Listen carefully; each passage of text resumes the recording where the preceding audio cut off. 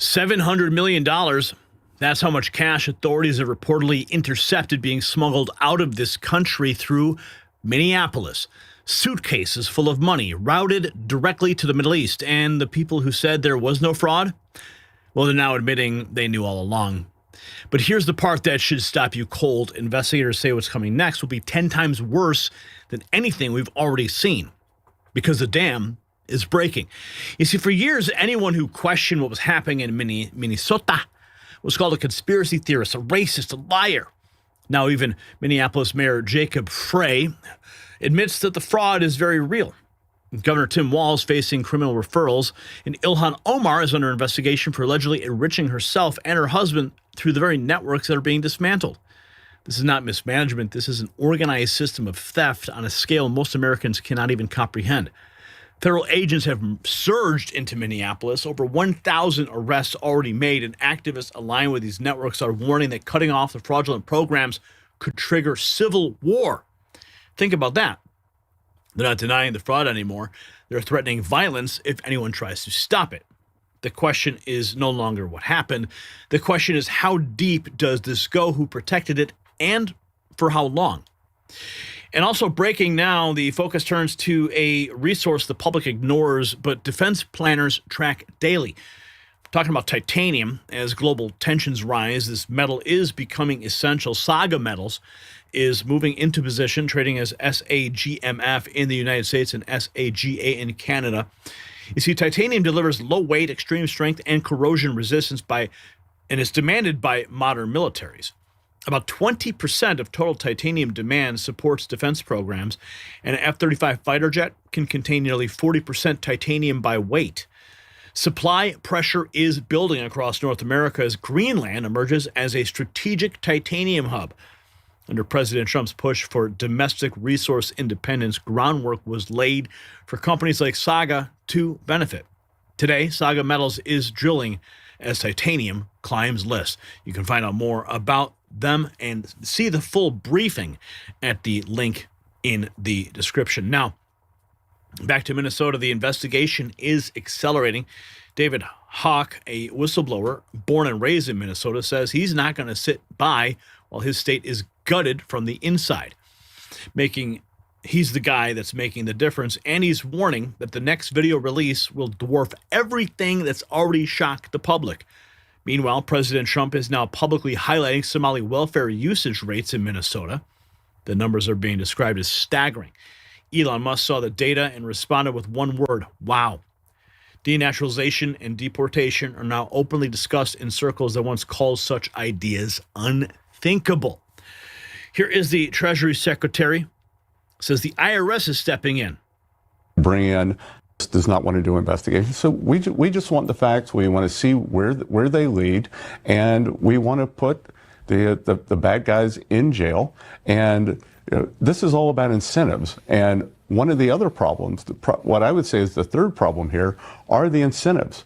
You could steal hundreds of thousands, millions of dollars, and under the Minnesota laws, you might not even get jail time. You might get a series of paroles. So what's the incentive? Like, you just have a bad file down at the courthouse, but you got $10 million in the bank. There are plenty of people who would take that incentive all day. But I can tell you that we have the ability to bring in IRS enforcement, and they don't monkey around. So the incentive is going to be to stop this. That does not want to do it. Check this out. We're about to release a new video investigation 10 times worse than last from Alex Jones. That's a quote. This looks like a hearing of some committee. That is David Hoke, who is revealing this reality. Pretty shocking. So I've been researching this issue of fraud, and more specifically Somali fraud, because it is so gargantuan for the past 7 years. Many of you are familiar with the video that Nick Shirley and I made. We have a second video that's coming out Monday that is 10 times worse than the original video. It's going to be pretty shocking, and it's pretty graphic. So What I have here is a 5-year recap of all of the CCAP money, that's child care assistance payments, for the last 5 years. The top 102 recipients of that, 84 of them are Somali owned. You know how many children I've seen at those child care centers over the last 7 years? 0, not one. There's another pile of money, and it's called Great Start. And that money is given to the facility to train their staff. Well, if you don't have any kids, you don't need any staff. Then what I believe is the core of all this, the core of all this is this non-emergency medical transportation. So a search showed that Minnesota recognizes 1,020 NEMT companies. Almost 900 of them are Somali owned. So in the second video, Nick Shirley and I went to 16 of them. I've actually been to about 70 of them. They don't exist. They're in an apartment building. One of them's a liquor store. Another one's a wire transfer. Another one is something totally unreal. It's a grocery store. There are no vehicles. And the average NEMT company in the United States has 20 vehicles, and each vehicle generates about $70,000 a year. So you run those numbers, 800 companies, 20 vehicles, $70,000 a year, and it's an enormous sum of money that's going out. So my feeling is that chasing the money transfers and the wires and the SARS is great, but you got to drop like Batman on Minnesota DHS, because they're the ones who are writing the checks. They're the ones allowing the fraud to happen. Look, you can blame the Somalis, but if you stick your hand out and someone puts $100 in it, yet you're going to stick your hand out again and keep the people who are putting the $100 in have got to stop doing it. They got to get out of their office and go out and look at these facilities and say, this is an apartment building. You can't have a transportation company in an apartment building. And the vast majority of these companies exist on paper only. They're not real. They have no assets, no office, and no vehicles. The other thing is that when a child care facility receives federal funds, they must abide by Civil Rights Act of 1964, Title VI, which says that you cannot be exclusive to one ethnic group in your child care facility. It's discrimination. So when DHS goes out and does these inspections, they always do them announced. So they call ahead to let them know they're coming. So of course, you stockpile the kids in there and everything looks great. But do they actually count the number of kids that are there? Because some of these facilities are licensed for 120 kids, and they don't have any kids. And even if they do load kids in, they got 10 of them. But DHS doesn't going to go with 10 kids. Wait a minute, you're licensed for 120. What's going on here? They have no sign-in or sign-out sheet like a normal daycare is, so there's no way to track if there are any kids there, who they are, what race they are, any of that. So I'm asking for the Fed's help to come in and get to DHS and tell them get their act together. Thank you. Thank you very much, David. Good. And David, I want to thank you for both your citizen journalism, but more for your citizen investigation in terms of what the Minnesota government was unwilling to do. And here, would you care to speculate whether it was negligence or corruption or some toxic cocktail of both? So Governor Walz is on record as saying that organized crime caused the fraud in Minnesota. And I said, organized crime, but like the mafia, like the Colombo, I mean, you know, what is he talking about? He never got specific, but he did admit to knowing about the fraud in 2020. He's on record as saying that. Well, Minnesota has a law, and it's statute 3.971, subdivision 9, and it says that if you are head of an agency and you are made aware of fraud or suspected fraud, you must immediately contact the Office of the Legislative Auditor and notify them of the fraud. The legislative auditor then is the body that determines what law enforcement agency to bring into the investigation. Governor Walz said he contacted the FBI. He didn't. I talked to the FBI, but it's not his prerogative to do that. It's the legislative auditor's prerogative to do that. And look, I just want to say everything I've done on my own. I don't make a penny off this. I was. So he knew about the fraud, announced he knew about the fraud, and didn't use the proper channels to investigate the fraud, claims he called the FBI, never did, Therefore, the official body that was designed to stop the fraud was never officially notified. So Walz thinks he can just pick up the phone and call the FBI. Well, I called the FBI, but they didn't do anything. Well, that's not who you're supposed to call, Timmy. Holy cow, dude. This guy just nailed Tim Walz to the wall. Born here, I grew up here, my whole family's here, and I'm not going to sit by while this happens and not do anything. I'm the guy who's going to make the difference. And I'm telling you, when this next video comes out, it's going to be World War III. Well, I find myself in the unusual position of agreeing with Governor Walz that it was undoubtedly organized crime. And what we are seeing, and this is what Treasury does, we have successfully tracked and prosecuted the mafia. We have successfully tracked and prosecuted the Mexican cartels. And this is organized crime within the Somali community. So he is right. This is an organized criminal enterprise, and we will get to the bottom of it. And thank you for your help. And so all of this fraud that you're now seeing being uncovered around the country after our video came out, everyone's going to these child care facilities, these delicate, there's nobody there. They're getting hundreds of millions of dollars. They go, where are the people? They're on a field trip. They're not there. So the fraud, I believe, is being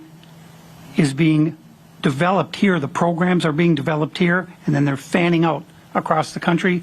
But this is their ground zero right here. This is their base, Minneapolis. Oh, yeah. Of course, Ilhan Omar, she's freaking out. She's knee-deep in the fraud, says Juanita Broderick. That's why she doesn't want the investigation. And where does she go? She goes to the newly rebranded MSNBC, which is now MS Now. Another bait and switch by the media to make you think they're some kind of new organization. I'm so exhausted in trying to ask what any of this, information has led to you finding any criminals that you have indicted that explains why you are wasting so much of our taxpayer resources and also terrorizing our communities in the amount of federal law enforcement agents that you have in the streets of our city and our state.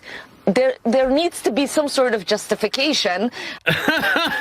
She says that we're wasting taxpayer dollars on sending people to investigate, but failing to even mention the amount of taxpayer dollars that were outright stolen, which is what triggered the investigations to begin with.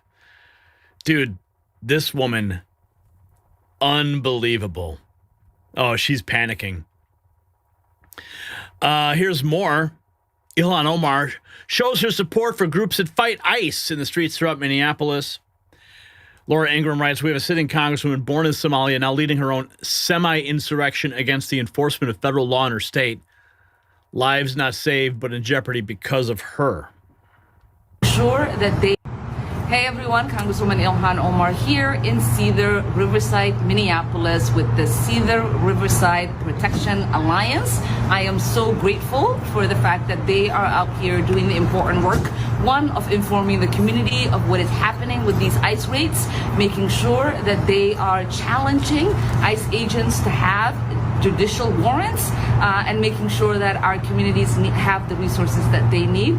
Thank you, everyone. We are only protected if we protect one another. So thank you. Yeah, and you got to keep protecting the fraud. That's what you are doing, Ilhan. Oh, don't worry. They'll have the right warrants. Don't worry. Authorities in Minnesota reportedly intercepted $700 million in cash being smuggled out of the country by Somali couriers, far above the $10,000 legal limit. More credit to Nick Shirley and David Wheaton for digging. Oh, my goodness. As the FBI, we're going to turn our attention back to the Somali fraud investigation. As we've discussed before, authorities have discovered suitcases containing hundreds of millions of dollars in a Minnesota airport. Now, in the meantime, Republicans are working to cut funding for Somali-led organizations with alleged ties to the massive fraud scandal. Now, as the FBI pushes forward with its own investigation, one key question arises. What does accountability even look like in this case moving forward? So joining us now to talk About all of this and more is New York Congresswoman Claudia Tenney. Congresswoman, thanks so much for being with us tonight. Hey, great to be on with you, too. What a crazy time we're seeing here, aren't we? Absolutely insanity. And I know oversight in the House is looking into these fraud allegations, but I wonder if it's even bigger than we have uncovered thus far, the $700 million in cash going out of the airports there. I have a feeling we are still just scratching the surface. Yeah, it looks really bad, and obviously very alarming to see that this U.S. cash has been legally going through our airports. And of course, there is a requirement of reporting if you're going to carry more than $10,000. There's a reporting requirement, but I think a really interesting part about this is if, isn't it going to be a little suspicious when you start seeing 10,000, 100,000, millions, and now, more, as John reported earlier, more money that goes through JFK, goes through the Minneapolis airport. Something's wrong there. And I think something that's very interesting that we impose on banks is that banks are required under banking law to require and file and keep track of what they call suspicious activity reports. This is something I think we need to do now when we see the large amounts of U.S. cash, and it's always U.S. cash. I mean, you're not going to see, Chinese yen or anything else going through there. And U.S. cash is king, and we need to certainly have this type of cash exchange reported. It's interesting because you see all this illegal immigration we've had over this time. And by the way, most of those Somalis that are in Minnesota probably came through a refugee program, and probably many of them are already legal American citizens. So suspicious activity reports, some kind of accounting for cash, I think would really be helpful. I'm looking at ways that we might be able to do this so that we could actually look at what's going on. Banks are required to do that. Individuals are not. But I'll tell you, if I'm a TSA agent or anyone else and I see this kind of cash going through, and that you're able to report the amount of cash going through, that it's happening in plain sight. We're seeing corruption in plain sight. Most of the remittances that go back often go to these foreign countries, and there's substantial portions of their economy, whether it's Guatemala and Mexico and other countries. Their own workers are sending that money back. But this is at a level that is just unprecedented. And I really think we need to look into a way to track that and to actually show that we can hold them accountable, and that type of suspicious activity leads to fraud, arrest, and what we're seeing unfold every day in Minnesota, which seems to get worse by the day. Mm-hmm. Yeah, no doubt about it. I want to ask about the two most common way illegal aliens, also legal aliens, by the way, legal residents of the United States, but move money out of the country, remittance payment centers, and of course these cash couriers like the ones that we're working out of the Minneapolis airport.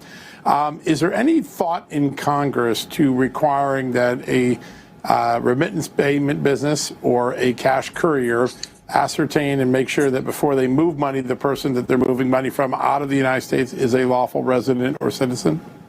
Yeah, I think that should be a requirement. And also they should have some kind of certification that you are a person that we can trust. Our intelligence forces have already vetted that you can be carrying these huge amounts of cash back and forth to other countries. And I don't think those types of laws are in place. And I think that's a really good way to start having accountability and also tracking where this cash leaving the United States is going. And look what it would have led to had we paid attention to this over the last 10 years, and what you reported earlier on $700 million. I mean, that's almost $1 billion going, I think it was 700 million going, through an airport in Minneapolis, not JFK. Amazing, right? Yeah. Follow the money. Man warns potential freeze of food stamps in Minnesota could spark a civil war. At this point, you could call a civil war. The sanctioning of an enemy state is essentially a declaration of war at this point, cutting off food to the people. Of an enemy state. Well, reports are coming out now that the Trump administration is now freezing food stamps to the state of Minnesota, almost as if they are sanctioning an enemy state. At this point, could you call this civil war? It might not necessarily be kinetic, but the sanctioning of an enemy state, is that not essentially a declaration of war at this point? Cutting off food to the people. Well, reports are coming out now. That's an interesting way to look at it. Jacob Frey, after months of Democrats claiming there is no fraud, the fraud is very real now, he says. Of taxpayer Let me ask you about the leadership in your state. Dozens of people in Minnesota have been charged and convicted with stealing millions of dollars of taxpayer money for government programs. Do you think Governor Walz did enough to stop the fraud in your state? And do you support his decision not to run for re-election? Well, look, Governor Walz is the reason that we've got paid family leave in Minnesota. He's the reason we've got free school lunches. Him and I, we've been through thick and thin. But did he do enough to combat fraud, over these Mayor? past 5 Did he do years? enough to combat fraud? Look, obviously everybody could have done more to prevent fraud, and I think that's a fair point to make. Do more to prevent fraud, and you look what he's doing right now. He's setting up a whole bunch of infrastructure to do that. And by the way, look, the fraud's real. We've all got to acknowledge it. The fraud is very real. And by the way, when somebody commits fraud, and there are many that have done that, you investigate it, you charge, you prosecute, and yeah, you put the person in jail. As an individual, you put the person in jail as an individual. You do not hold an entire community, any community, accountable for the actions of individuals. Yeah, but in this case, you've got like 90% of these crimes are committed by Somalis. So, no, it's not racism, dude. Ilhan Omar says, ignore the Somali fraud taking place. Trump is trying to create fear. Yeah, right. Whatever. Justice Department. Treasury Secretary Bessent called Minnesota ground zero for what may be the most egregious welfare scam in our nation's history to date. 85 of the 98 people who were charged by the Justice Department with this welfare scheme are Somali. And you know this. The Treasury Secretary is probing. Yeah, that's what I just said. 98 people who were charged by the Justice Department with this welfare scheme are Somali. And you know this. The Treasury Secretary is probing whether any of the money was somehow funneled outside the country. He actually issued new standards. He's going to make it make someone disclose if they receive public assistance when they try to wire money out of the country, and he's lowered the bar for suspicious activity. What is the practical impact of doing that in the community? It's just creating fear. What they are doing is creating confusion, chaos, trying to intimidate people from being able to exercise their regular, normal activities that they would. There is no justification. Here she said. To intimidate people from being able to exercise their regular, normal activities that they intimidate people from doing their regular, normal activities. Okay, so if the normal activities are committing fraud and you're intimidating people to stop that fraud, that's the whole point, Ilhan. The whole point is to strike fear into the criminals so they don't commit the fraud. Wow. They would. There is no justification in any of the things that they say. The 87 people that you've described as being investigated, many of them adjudicated, all happened under the Biden administration. There is no justification for this search. We know that ICE has the ability to conduct raid. No justification? Really? Tell that to Nick Shirley. There is no reason to have over 2,000 people coming in to our city and creating the level of terror that they have created. Well, the administration argues that they have to do it because the state failed to, right? The federal government and the state have been working peacefully together and have brought justice to these 87 people that you've described. None of this search that they have conducted has produced any sort of criminal activity. They haven't been able to charge anyone as of yet.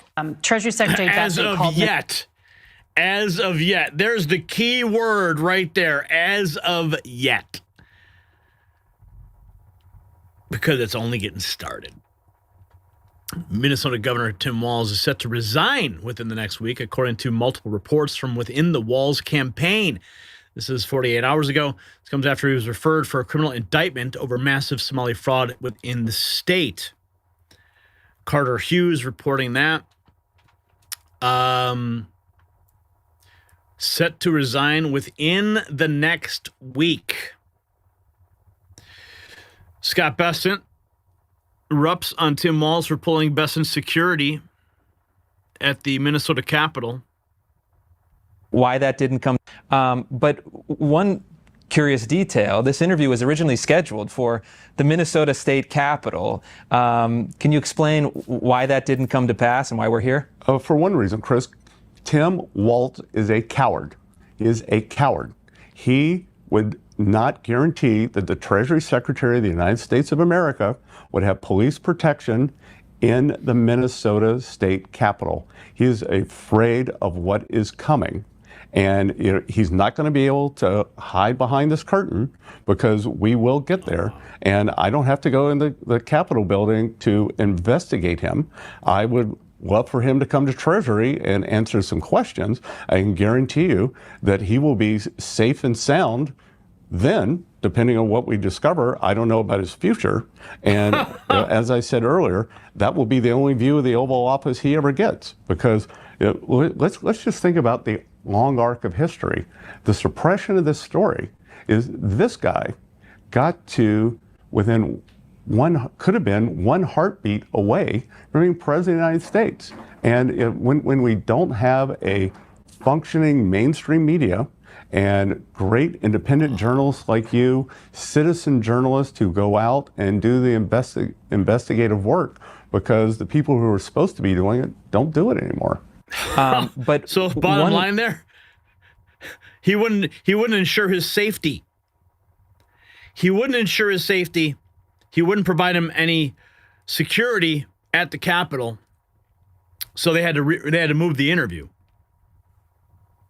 But that's not going to stop what's coming. He just didn't want to have the Treasury Secretary there, just trying to put up another roadblock. Excuse me. Juanita Broderick writes, Ilhan Omar attempted to launder $1 million through a Somali drug abuse clinic that was actually a restaurant. This clip's from Fox Business. Joni Ernst, Senate Armed Services Committee on Fox Business.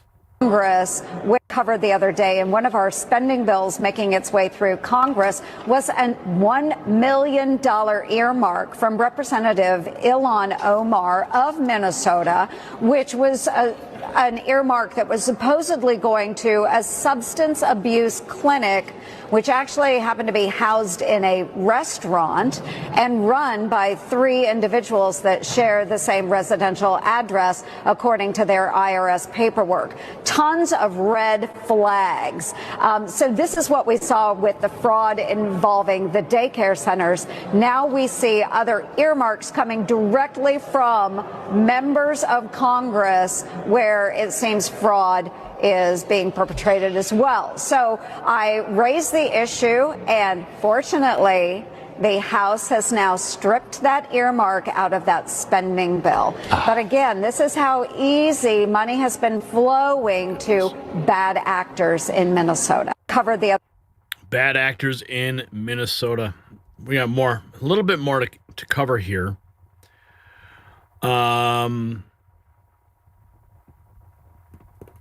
Let's see. Why hasn't Speaker Johnson and his Republican House caucus not started expulsion hearings against Ilhan Omar, where there's mountains of corruption against her, when they wasted no time expelling House Republican George Santos before he even went to trial? Good question. Maybe that's coming. Ilhan Omar is, in fact, being investigated. We're finding out now. We have Representative James Comer. This report from Lindell TV. She's at the top of the suspect list. There are reports that members of Congress are actually receiving daycare and healthcare clinic money funneled through various PACs. If this is true and widespread, how can the American people trust Congress to task and uncover the far-reaching tentacles of this fraud? Any member of Congress that's getting any money unethically or illegally, there's an ethics committee, and it's a bipartisan. It's an equal number of Republicans and Democrats, and that's the committee that's supposed to investigate members of Congress. The ethics committee was created. We have in our rules that we're not supposed to investigate other members, but the ethics committee has a staff, and that is their sole purpose for existence in life. And I think the House Ethics Committee traditionally has been a lot harder on unethical behavior than the Senate Ethics Committee. That's my opinion. But anybody that has information on a member of Congress, bring that to the Ethics Committee and they'll investigate it. I don't care if they're Republican or Democrat. We need to hold them accountable. What about Ilhan Omar? Any thoughts? Well, I mean, she's at the top of the suspect list in that, so we'll see. Thank you. But I can tell you, my members, there are going to be ethics complaints filed against Omar. She had an opportunity to come in here today. Yeah, she was actually right across the hall at the Black Caucus lunch. If there was anything about Kentucky, I would have been there, and I think that's the way it is with most members, especially the Somali. This is a hearing about Somali fraud. There have been countless reports that her husband has profited in some way, and she in some way, shape, or form. I don't know if that's true or not, but she could have had an opportunity to come in here and defend herself. So hopefully you all may knock on her door and ask her some questions, and we'll see what she has to say. There are reports that members of Congress are actually receiving day. Oh, the walls are closing in, and she's hiding. The other day, she said, inciting violence and death threats against ICE. We will make sure those people pay for what they've done to us. Yeah, we're going to make you pay for what you've done to us. Here's more from Ilhan. It is really, and when people are disappeared in the darkness, American democracy dies. Congresswoman, and it is really important for every single person in this country to understand that they are not only disappearing people who have committed crimes, who are in this country undocumented. They are disappearing U.S. citizens. They are disappearing people who have proper documentation, sometimes telling them that their documentations are wrong, keeping them for days upon days. We've also seen people be deported who have proper documentation yet to be returned to this country. Okay, yeah, enough of your emotional theatrics, Ilhan. We know what you're trying to do. Deflect from the investigation that is upon you. Elon Musk, wow! Trump is posting Somali welfare usage rates in Minnesota, staggering numbers. This is what President Trump has posted. Welfare use rates in Minnesota by households with children. And you can see the Somali immigrant households with children. You could see, wow, the two big black lines, the black and the gray line. Any welfare, 89 to 86%. Cash, straight up cash. Look at this. 6% other, 21% Somali. Food stamps, 62% and 54%. CIS, 86 and 83% on Medicaid. You see, here's what they fear the most. Once the full picture is visible, the money trails, the networks, the political protection, the question won't be what happened. The question will be who covered it up. Laura Ingraham putting it bluntly, we have a sitting congresswoman born in Somalia now leading her own semi-insurrection against federal law. Lives are in jeopardy because of her, and still Speaker Johnson has not started expulsion hearings despite mountains of evidence. George Santos was expelled before trial. Ilhan Omar remains in Congress while under investigation. So this matters because Minnesota is a preview of what happens when leaders choose ideology over law. For years, the fraud was called a myth. Now it's confirmed. For years, critics were silenced as bigots, and now they're vindicated. $700 million smuggled out, billions stolen through fake programs, a governor facing criminal referrals. A congresswoman under investigation.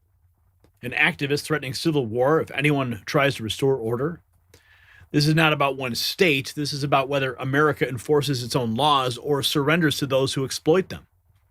The federal government is no longer pretending this can be managed quietly. Arrests are accelerating, investigations are expanding, and the next revelations are coming fast. So should Ilhan Omar be expelled from Congress and face deportation?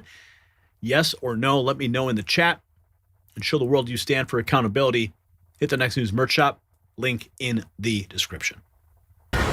The system controls information. Information control is power. They don't want you to see this. The truth only survives together. They don't want this shared. Share this now.